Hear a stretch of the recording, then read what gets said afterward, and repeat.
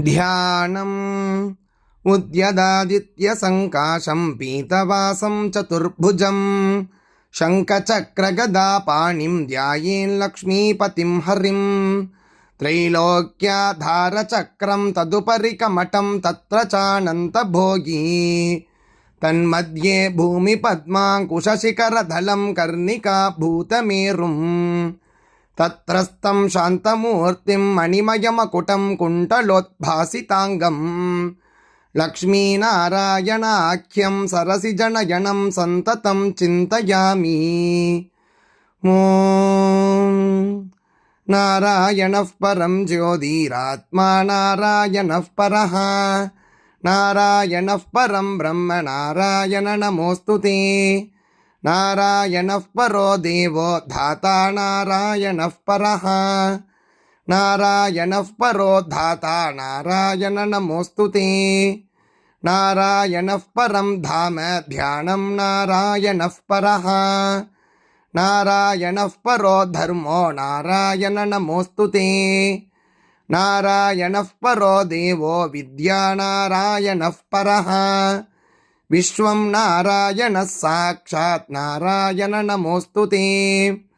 नारायणात् विधिर्जातो जातो नारायणात् भवः जातो नारायणादिन्द्रो नारायण नमोऽस्तु ते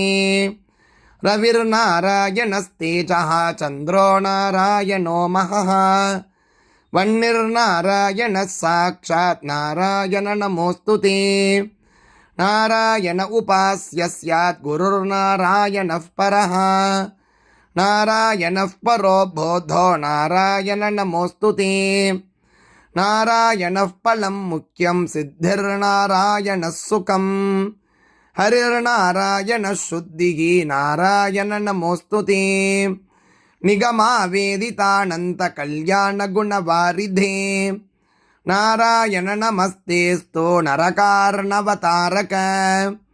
जन्म मृत्युजरा व्याधि पारतन्त्यादिभिः सदा दोषैरस्पृष्टरूपाय नारायण नमोऽस्तु ते वेदशास्त्रार्थविज्ञानसाध्यभक्त्येकगोचर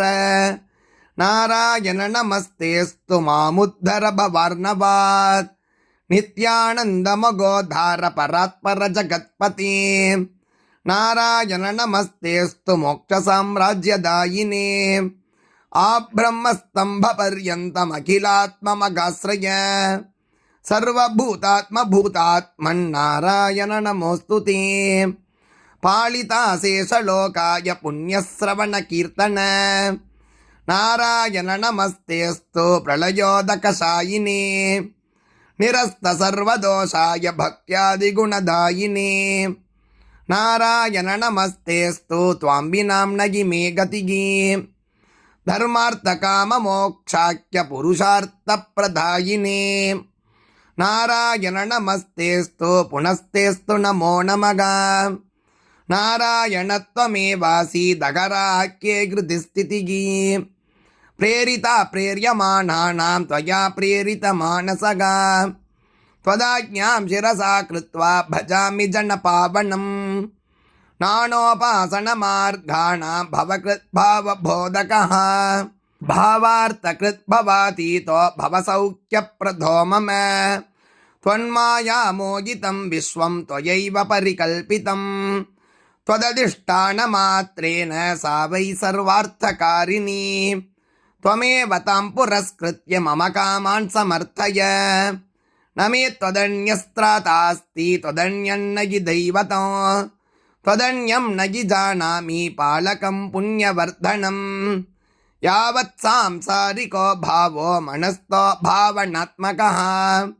तावत् सिद्धिर्भवेत् साध्या सर्वथा सर्वदा विभो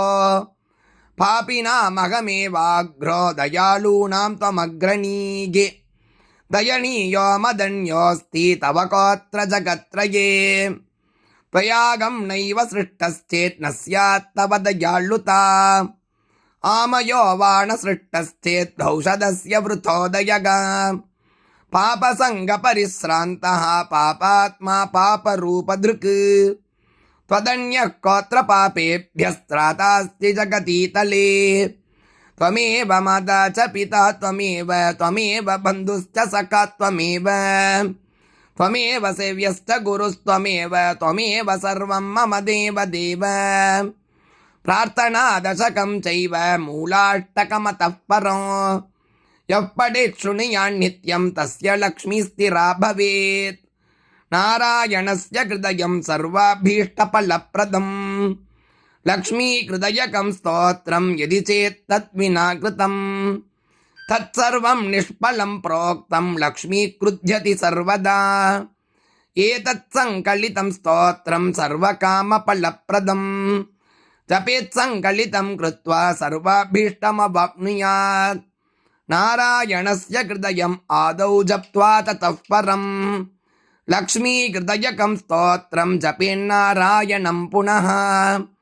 पुनर्नारायणं जप्त्वा पुनर्लक्ष्मीनुतिं जपेत् तद्वत् ओमादिकं कुर्यात् एतत् संकलितं शुभम् एवं मध्ये द्विवारेण जपेत् संकलितं तु तत् लक्ष्मी हृदयके स्तोत्रे सर्वमन्यत् प्रकाशितम् सर्वान् कामान् वाप्नोति आधिव्याधिभयम् अरेत् गोप्यमेतत् सदा कुर्यात् न सर्वत्र प्रकाशयेत् इति गुह्यतमं शास्त्रं प्राप्तं ब्रह्मादिभिः पुरा लक्ष्मी हृदय प्रोक्तेन विधिना साधयेत् सुधीः तस्मात् सर्वप्रयत्नेन साधयेत् गोपयेत् सुधीः यत्रैतत् पुस्तकं तिष्ठेत् लक्ष्मीनारायणात्मकं भूतपैशाच वेताल भयं नैव तु सर्वदा भृगुवारे तथा रात्रौ पूजयेत् पुस्तकद्वयम् सर्वथा सर्वदा स्तुत्यं गोपयेत् साधयेत् सुधीः गोपनात् साधनात् लोके धन्यो भवति तत्त्वतः। अर्जुन उवाच क्षेत्रेषु येषु येषु त्वं चिन्तनीयो मयाच्युत चेतसः प्रणिधानार्थं तन्ममाख्यातुमर्हसि यत्र यत्र च यन्नाम प्रीतये भवतस्तुतौ प्रसादसुमुखो नाथ तन्ममाशेषतो वद। भगवानुवाच सर्वगः सर्वभूतोऽहं न हि किञ्चिन्मया विना चराचरे जगत्यस्मिन् विद्यते कुरु सत्तम तथापि येषु स्थानेषु चिन्तनीयोऽहमर्जुन स्तोतव्यो नामभिर्यैश्च श्रूयतां तद्वदामि ते पुष्करे पुण्डरीकाक्षं गयायां च गदाधरो लोकदण्डे तथा विष्णुं स्तुवन्तरति दुष्कृतो राघवं चित्रकूटे तु प्रभासे दैत्यसूदनो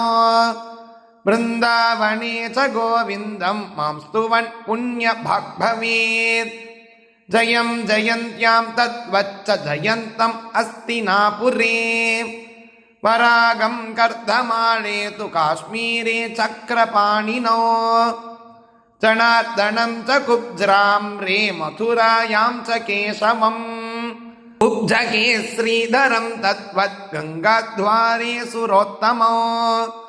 सालग्रामे मगायोगिं हरिं गोवर्धनाचले पिण्डारके चतुर्भागुं शङ्खोद्धारे च शङ्खिनो वामनं तु कुरुक्षेत्रे यमुनायां त्रिविक्रमो विश्वेश्वरं तथा शोणे कपिलं पूर्वसागरे श्वेतद्वीपपतिं चापि गङ्गासागरसङ्गमे भूधरं देविका नद्यां प्रयागे चैव माधवो नरनारायणाख्यं च तथा बदरिकाश्रमे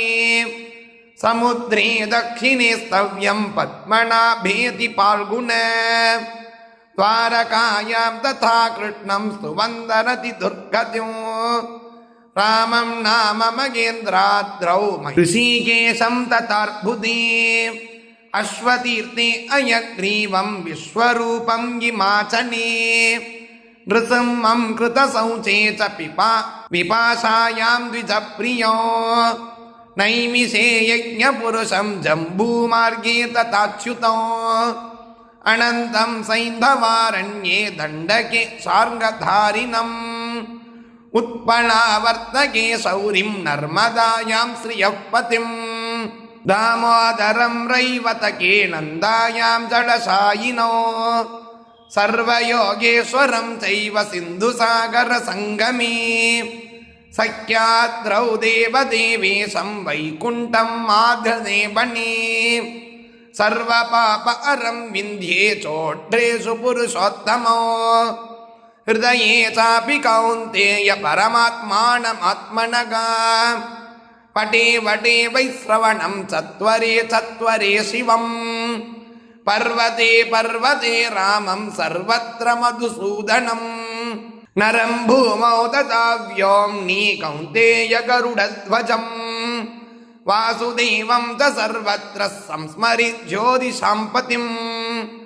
अर्चयन् प्रणमन् स्तुन्वन् संस्मरेत् च धनञ्जय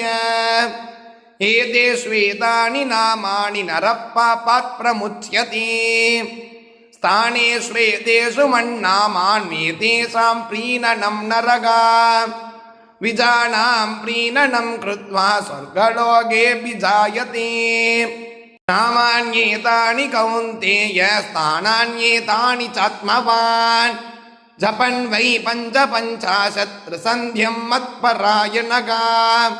त्रीणि जन्मानि यत्पापम् अवस्थात्कृतये कृतो तक्षालयत्य सन्दिग्धं जायते च सतां कुले विकालं वा जपेत् वै तद्दिवारात्रौ च यत्कृतम् तस्मात् विमुच्यते पापात् संस्तुवन् परमो नरगा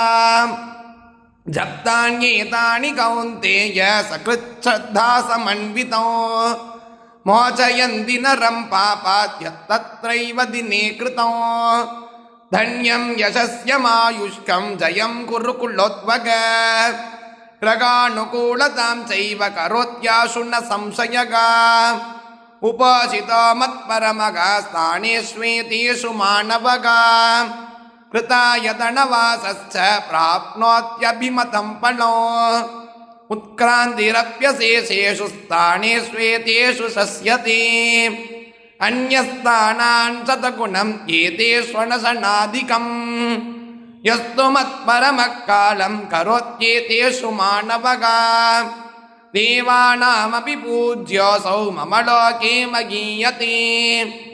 अनैष्वदैदेषु च ये वसन्ति सम्पूजयन्ते मम सर्वलोलम् तदेकचान्ते त्रिदिवं प्रयान्ति नाकं च लोकं समवाप्नुवन्ति।